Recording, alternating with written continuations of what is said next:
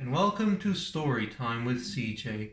I'm CJ, and today I'll be reading Harold and the Purple Crayon.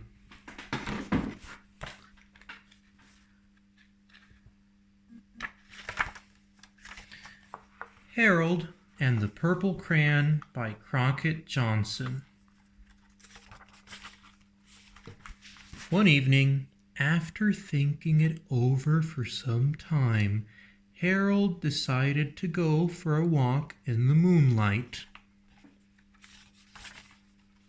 There wasn't any moon, and Harold needed a moon for a walk in the moonlight, and he needed something to walk on.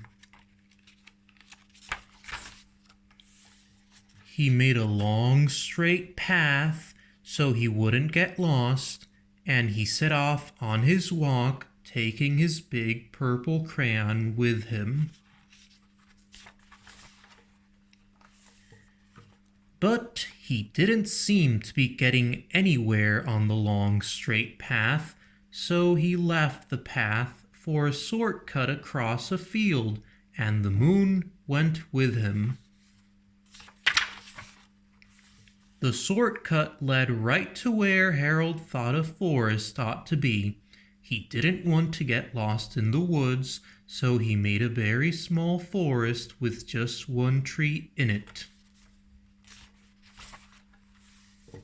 It turned out to be an apple tree. The apples would be very tasty, Harold thought when they got red. So he put a frightening dragon under the tree to guard the apples. It was a terribly frightening dragon.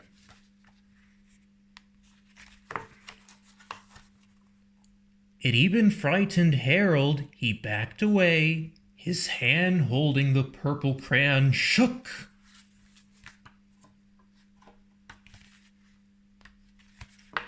Suddenly, he realized what was happening. But by then, Harold was over his head in an ocean.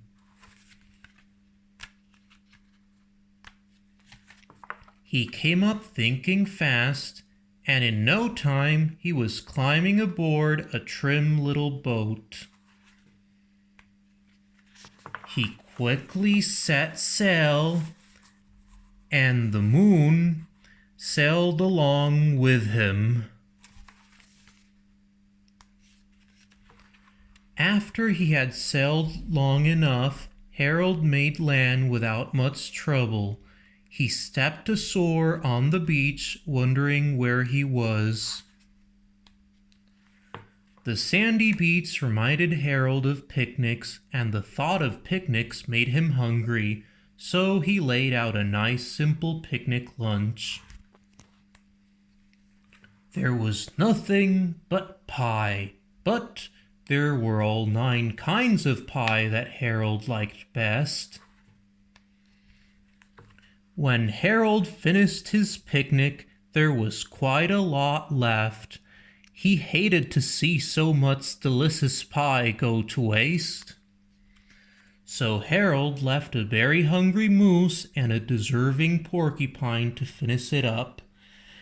And off he went, looking for a hill to climb to see where he was. Harold knew that the higher up he went, the farther he could see, so he decided to make the hill into a mountain. If he went high enough, he thought he could see the window of his bedroom.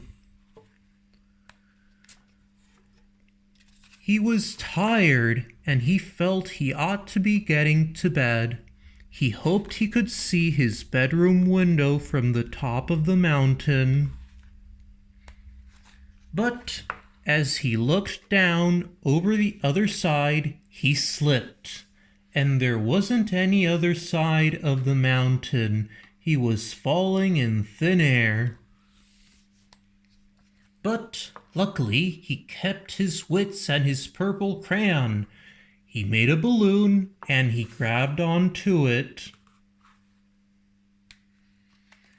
And he made a basket under the balloon big enough to stand in. He had a fine view from the balloon, but he couldn't see his window. He couldn't even see a house.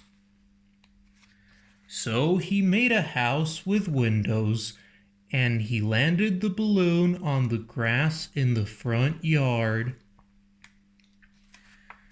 None of the windows was his window. He tried to think where his window ought to be.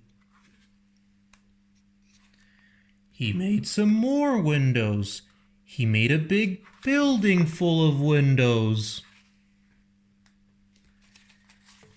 He made lots of big buildings full of windows. He made a whole city full of windows. But none of the windows was his window. He couldn't think where it might be. He decided to ask a policeman. The policeman pointed the way Harold was going anyway, but Harold thanked him. And he walked along with the moon, wishing he was in his room and in bed. Then suddenly, Harold remembered. He remembered where his bedroom window was when there was a moon. It was always right around the moon. And then Harold made his bed. He got in it and he drew up the covers. The purple crayon dropped on the floor, and Harold dropped off to sleep. The end. Folks, I hope you've enjoyed today's story time, and I hope to see you all very soon, so goodbye.